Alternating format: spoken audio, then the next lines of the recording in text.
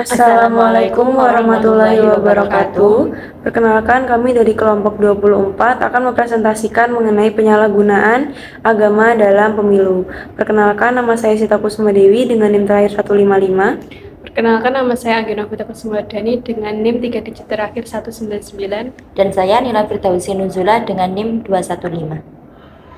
Yang pertama ada latar belakang. Kasus penyalahgunaan agama dalam proses pemilu adalah fenomena yang makin sering terjadi, terutama di negara-negara dengan populasi religius yang tinggi.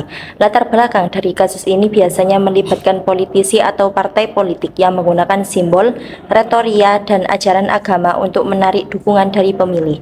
Mereka berusaha menciptakan citra diri sebagai pembela agama atau sebagai pilihan yang didukung oleh keyakinan religius mayoritas. Selanjutnya ada pengertian penistaan agama. Penistaan agama dalam Islam adalah tindakan yang tidak beriman, yaitu menghujat atau menghina ajaran Islam, termasuk hadis dan surah Al-Quran. Penistaan agama dapat berupa ujaran atau tindakan yang tidak sopan atau menghina terhadap tokoh-tokoh suci, kelompok agama, benda suci, adat, atau kepercayaan. Dalam hukum Islam, penistaan agama diancam hukuman denda atau hukuman gantung. Penistaan agama juga didefinisikan sebagai perbuatan perusak akidah yang ancamannya masuk dalam dosa besar pelakunya. Penistaan agama didefinisikan juga sebagai tindakan yang tidak sah, sengaja, dan terbuka melawan Tuhan dalam hukum Afrika Selatan. Dalam ayat Al-Quran, penistaan agama dilarang dan dianggap sebagai perbuatan yang sangat berat. Dapat dilihat dalam surah Al-Ma'idah ayat 33 yang berarti hukuman bagi orang-orang yang memerangi Allah dan Rasul-Nya dan membuat kerusakan di bumi hanyalah dibunuh dan disalib, atau dipotong tangan dan kaki mereka secara silang, atau diasingkan dari tempat kediamannya. Yang demikian itu kehinaan bagi mereka di dunia, dan di akhirat mereka mendapat azab yang besar. Selanjutnya ada faktor penyebab penistaan agama. Beberapa faktor penyebab penistaan agama ada 3. Yang pertama adalah kegagalan pembinaan agama. Kegagalan pembinaan agama dalam perspektif politik Islam dapat dilihat sebagai akibat dari beberapa faktor.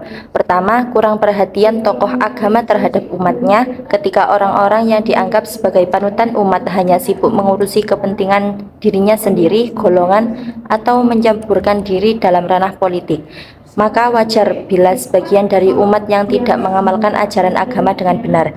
Kedua, kegagalan dalam mengembangkan pemahaman Islam yang konseptual dengan pertumbuhan politik bangsa.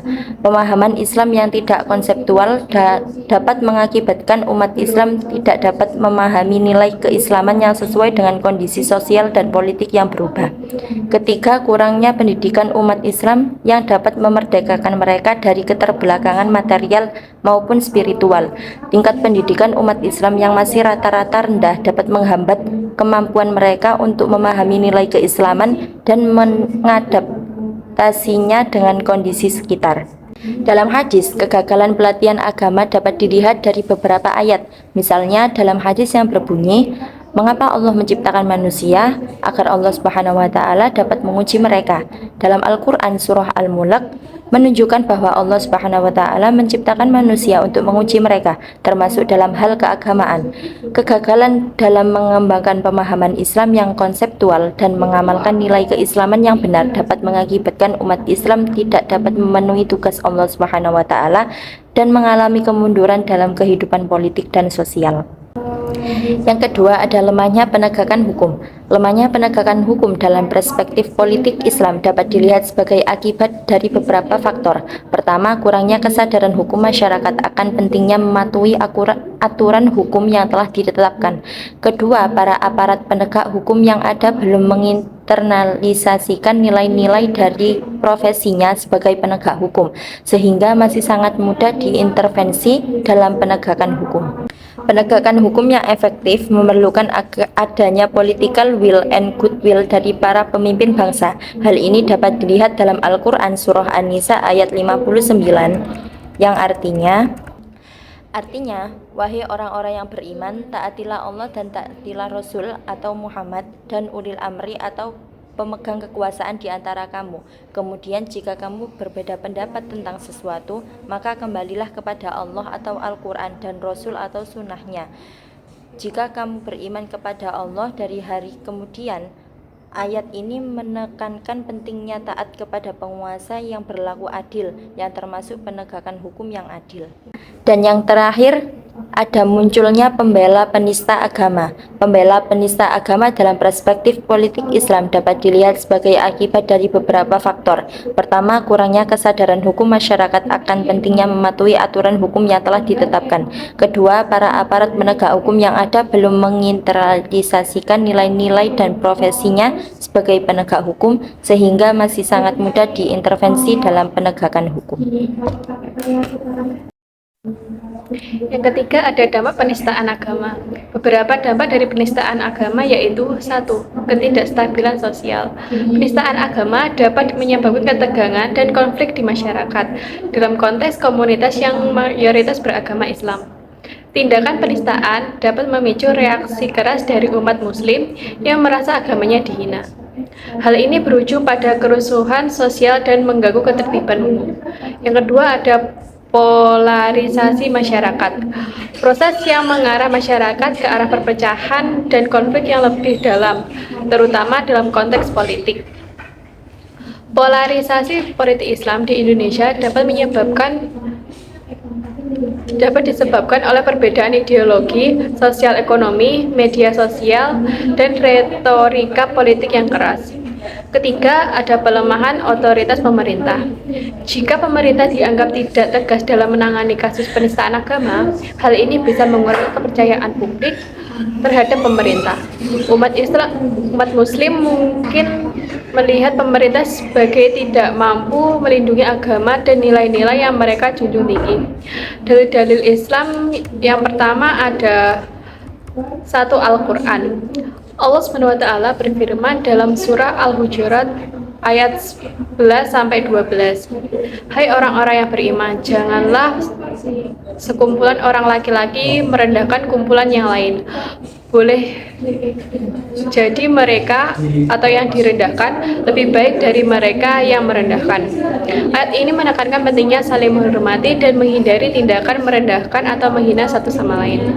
Yang kedua, hadis. Rasulullah SAW bersabda, barang siapa yang menyerupai suatu kaum, maka ia termasuk dari golongan mereka. Hadis riwayat Abu Dawud.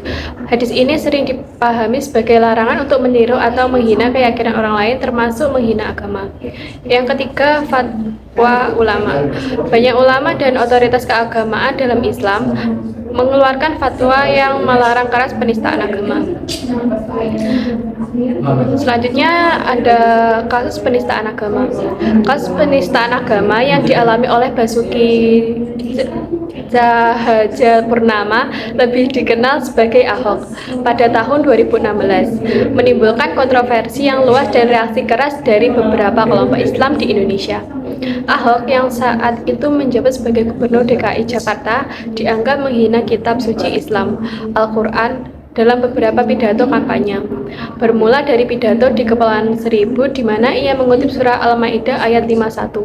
Kasus ini mengangkat sesuatu yang panas dan kompleks, dengan beberapa pihak memandangnya sebagai penistaan agama yang harus dihukum, sementara yang lain memandangnya sebagai isu politik yang dipolitisasi. Kasus Ahok dapat dilihat sebagai contoh bagaimana isu agama dapat digunakan sebagai alat politik untuk mempengaruhi opini masyarakat dan memenangkan dukungan. Kelompok-kelompok Islam yang terlibat dalam kasus ini seperti Front Pembela Islam atau FPI dan Gerakan Nasional Pengawal Fatwa atau GNPF menggunakan media untuk mempromosikan pandangan mereka dan mempengaruhi opini masyarakat. Mereka menganggap Ahok telah menghina Al-Quran dan meminta maaf serta hukuman yang sesuai. Kasus Ahok yang menunjukkan bagaimana isu agama dapat digunakan sebagai cara untuk mempengaruhi kebijakan politik. Ahok yang pada saat menjabat sebagai Gubernur DKI Jakarta dianggap telah melanggar norma-norma agama dan moralitas, sehingga mempengaruhi keputusan politiknya. Kelompok-kelompok Islam yang terlibat dalam kasus ini menggunakan isu agama untuk mempengaruhi kebijakan politik dan meminta Ahok untuk mengundurkan diri dari jabatannya. Selanjutnya, pembelajaran dari kasus penistaan agama. Yang pertama yaitu pentingnya toleransi dan kesadaran, hukum dan pengawasan, pendidikan dan kesadaran. Pentingnya toleransi dan kesadaran. Kasus penistaan agama menunjukkan bahwa toleransi dan kesadaran terhadap perbedaan agama sangat penting dalam mencegah konflik. Pembelajaran ini dapat diterapkan dalam berbagai aspek kehidupan, termasuk dalam interaksi antar agama dan antar budaya. Yang kedua, ada hukum pengawasan. Kasus penistaan agama menunjukkan bahwa hukum dan pengawasan yang efektif sangat penting dalam mencegah dan menghukum tindakan penistaan agama. Pembelajaran ini dapat diterapkan dalam mengembangkan sistem hukum yang lebih efektif dan transparan. Selanjutnya yaitu pendidikan dan kesadaran. Kasus penistaan agama menunjukkan bahwa pendidikan dan kesadaran terhadap agama dan budaya lain sangat penting dalam mencegah konflik.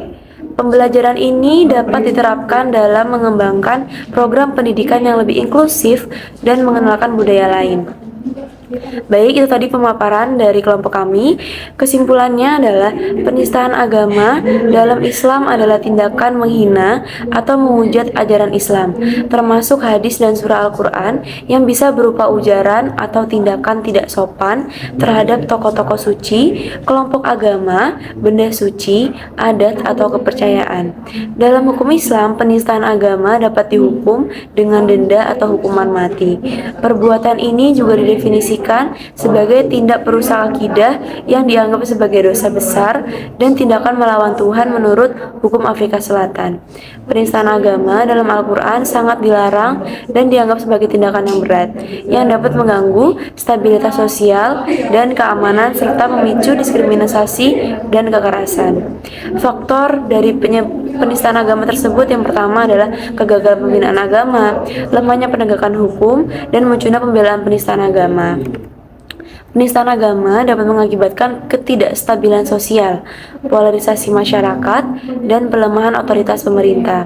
Ketegangan dan konflik sering muncul sebagai reaksi terhadap penistaan yang bisa menyebabkan kerusuhan sosial. Polarisasi masyarakat terjadi karena perbedaan ideologi dan retorika politik. Jika pemerintah dianggap tidak tegas, kepercayaan politik terhadap perbedaan ideologi terhadapnya bisa menurun. Al-Quran dan hadis mengajarkan pentingnya saling menghormati dan menghindari tindakan menghina. Fatwa ulama juga menegaskan larangan keras terhadap penistaan agama.